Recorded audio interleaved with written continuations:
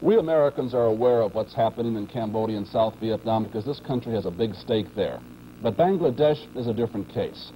There is no major American involvement or commitment there, nothing which approaches the needs of that young, impoverished nation. And so the memory of what happened there may already be growing dim in many of us. But what did happen there will never be forgotten by the people of Bangladesh, especially the women.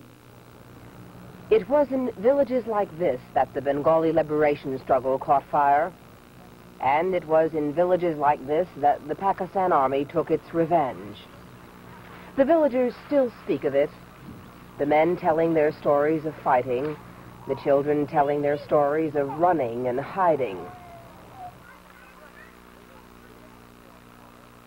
It is the women who are silent, women like Saira. She is 16 years old, a widow, and pregnant with the child of a Pakistani soldier. Like thousands of women throughout Bangladesh, she is carrying a child she does not want. She says that her husband was in the Mukti Bahini. He was a commander of the force, in the village. And this army people were looking for him, and they had broken into her house to take him away, actually. And when they were dragging him out of the house, she started screaming and protesting and crying, trying to hold back her husband. And one of them turned back and raped her in front of her husband, who was forced to sit and watch with guns pointed at him.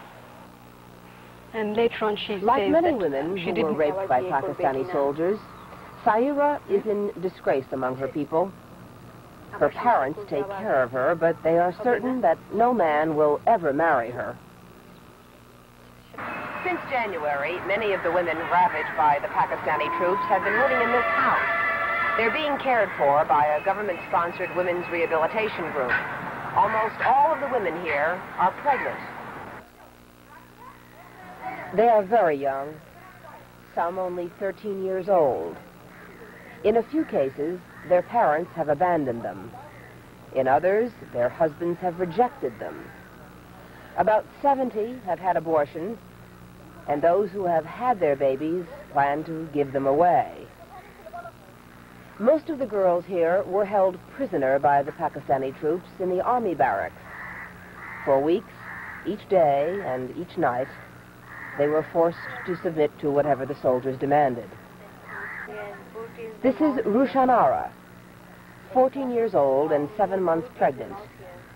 She was abducted from her home in Dhaka and taken to the army barracks, where she remained for 3 months. She says there were nights when as many as 30 soldiers forced themselves on her. Sheikh Mujibur Rahman has said that these women are heroines. But politics, the war, and even the liberation are not really the concerns of these women. They are the innocent victims of war, and the children they bear will share in their grief. This is Liz Trotta, NBC News, in Dhaka, Bangladesh.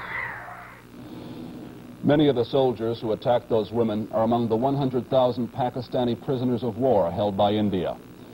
India has offered Pakistan what it calls unconditional talks